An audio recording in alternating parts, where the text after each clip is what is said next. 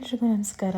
ಅಕ್ಕನೂ ತಂಗಿನೂ ಪಟ್ಟ ಕಟ್ಕೊಂಡು, ತಮ್ಮನೂ ತಂಗಿಗೋ ಪಾಠ ಹೇಳ್ಕೊಂಡು, ಹಗಲು ರಾತ್ರಿ ಎಂದೇ ಅಪ್ಪ ಅಮ್ಮನ ಏನಾದರೂ ಮಾಡಿ ಪ್ರೌಡ್ ಫೀಲ್ ಮಾಡಬೇಕು ಅಂತ ಕಷ್ಟಪಟ್ಟು ಓದ್ಕೊಂಡು, ಎಲ್ಲೋ ದೂರದಲ್ಲಿಟ್ಕೊಂಡು ಪಿ ಜಿಲಿ ಅಪ್ಪ ಅಮ್ಮಂಗೆ ಸಹಾಯ ಆಗಲಿ ಅಂತನೋ ಅಥವಾ ನನ್ನ ದುಡಿಮೆಯಿಂದ ನನ್ನ ಅಪ್ಪ ಅಮ್ಮಂಗೆ ಏನೋ ಒಂದು ಗಿಫ್ಟ್ ಕೊಡಬೇಕು ಅನ್ನೋ ಆಸೆಯಿಂದನೋ ಪಿ ಜಿ ಊಟ ಅಡ್ಜಸ್ಟ್ ಮಾಡಿಕೊಂಡು ಕಷ್ಟಪಟ್ಟು ಕೆಲಸ ಮಾಡಿಕೊಂಡು, ಇನ್ನು ಬೆಳಗ್ಗೆ ಏನು ತಿಂಡಿ ಮಾಡಬೇಕು ಅಂತ ರಾತ್ರಿನೇ ನಿದ್ದೆಗೆಡ್ಸ್ಕೊಂಡು ಬೆಳಗ್ಗೆ ಎದ್ದ ತಕ್ಷಣ ಮಕ್ಳಿಗೆ ಬೇಕಾಗಿರೋ ಕಲರ್ ಚಪಾತಿನೋ ಅವ್ರು ಕೇಳಿದ್ದು ಮಾಡಿಕೊಟ್ಕೊಂಡು, ಮಗಂದು ಡಬ್ಬಿ ಕಟ್ಕೊಂಡು ಕೆಲಸ ಮಾಡ್ತಿದ್ರೆ ತಮ್ಮ ಡಬ್ಬಿ ಕೊಟ್ಕೊಂಡು, ಮೆಟ್ರೋ ಬಸ್ಸು ಕ್ಯಾಬು ಹಿಡ್ಕೊಂಡು ಓಡೋಗಿ ಕೆಲಸ ಮಾಡಿಕೊಂಡು, ವಾಪಸ್ ಬಂದಮೇಲೂ ಕೆಲಸ ಮಾಡಿಕೊಂಡು, ಇನ್ನು ಮನೇಲಿ ಇದ್ದವರು ಏನು ಕಡಿಮೆ ಇಲ್ಲ, ಬೆಳಗ್ಗೆಯಿಂದ ಸಂಜೆ ತನಕ ಏನಾದರೂ ಕೆಲಸ ಮಾಡಿಕೊಂಡು ಆಫೀಸ್ ಟೆನ್ಷನ್ನು ಮನೆ ಟೆನ್ಷನ್ನು ಬ್ಯಾಲೆನ್ಸ್ ಮಾಡಿಕೊಂಡು, ಇನ್ನು ಮಕ್ಕಳನ್ನ ಕಷ್ಟಪಟ್ಟು ಓದಿಸಿ ದೊಡ್ಡವ್ರು ಮಾಡಿ, ಆಯ್ತಪ್ಪ ಕಷ್ಟಪಟ್ಟು ಮಕ್ಕಳು ಮದುವೆಗಿದ್ವಿ ಅಲ್ವಾ ಮಾಡಿದ್ವಿ,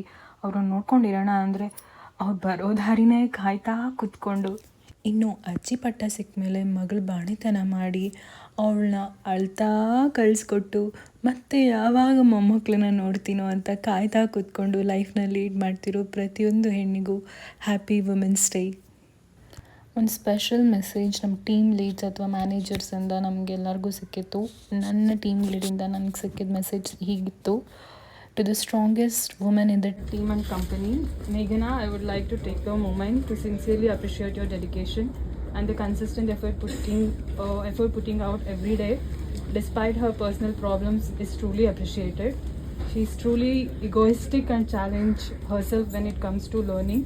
She challenge her on anything new coming up or new